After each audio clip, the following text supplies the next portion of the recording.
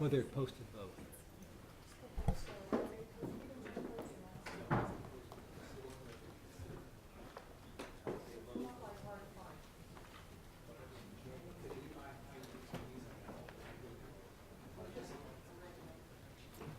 Okay, we are back in session. We have one more speaker for public comment, and that is Andy Fry.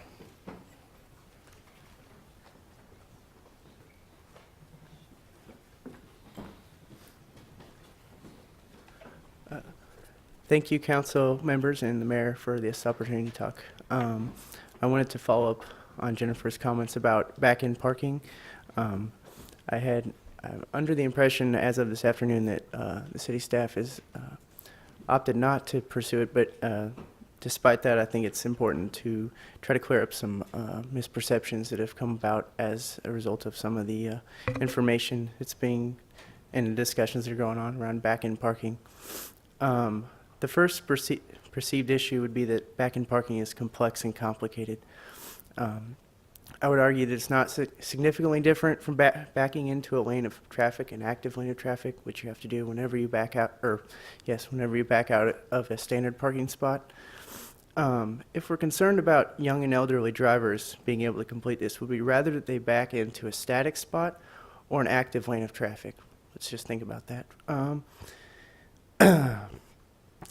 The design engineer involved in this project has confirmed that the only technical changes necessary to implement would be reversing the stripe direction and the signage necessary to explain the back-end process. So it doesn't sound to me to be a super complicated change project-wise. The next perceived issue I'd like to discuss is that back-end parking attempts to solve a problem that's non-existent. Transportation Research Board, which is a research nonprofit, states that curb parking was found to be directly involved in 17 to 18% of all accidents in urban streets. So basically, parking is an issue, or it can cause plenty of accidents, and so it's something to be wary of and look into options to mitigate those sort of accidents. Nationally, the Transportation Research Board also reports that 26% of the non-intersection accidents on major streets and 50%, not 26% of non-intersection accidents are on major streets and 56% on two-lane streets were parking accidents. But it's not completely about recorded traffic accidents. Safety is also an issue, as well as the perception of pedestrian safety.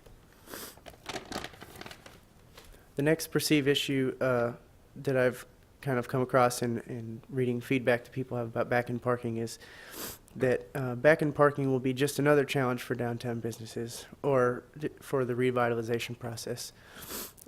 John Nond, who's a professional engineer with ERS, stated to increase patronage of a central business district, you must increase the perception of safety to pedestrians. Pedestrians being all individuals walking to and from cars on the sidewalk and crossing streets.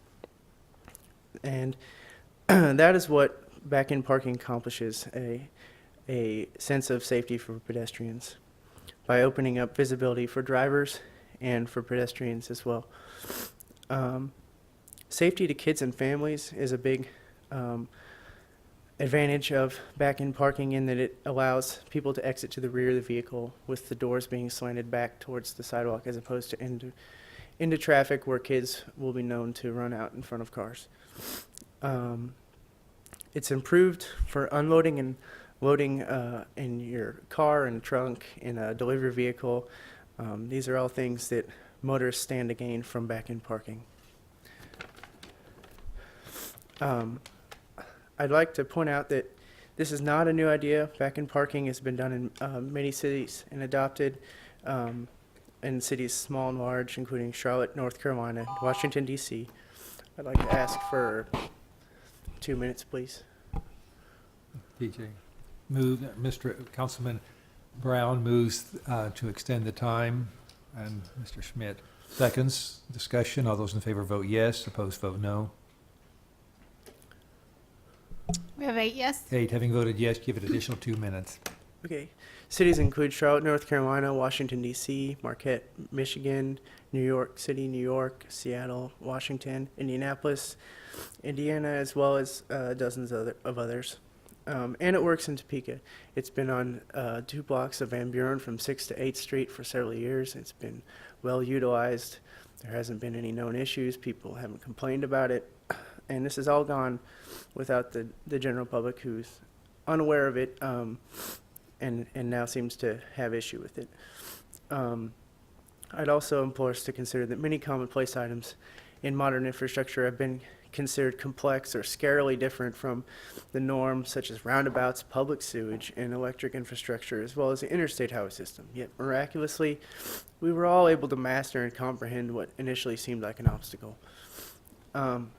Ultimately, the Bikeways Advisory Committee, the Topeka Community Cycle Project, and Heartland Healthy Neighborhoods are seeking, or were seeking, a meeting with the city to discuss the potential for back-end parking on Kansas Avenue in an effort to provide a safer environment for many downtown users besides those just on 2 wheels.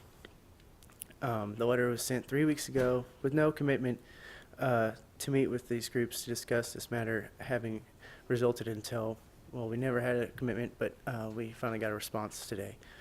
And I just consider that with transparency starts with communication. With that, I thank you for your time and consideration for a safer downtown Topeka. Thank you for your comments. Yeah. There being no other business to come before the council, the meeting is adjourned.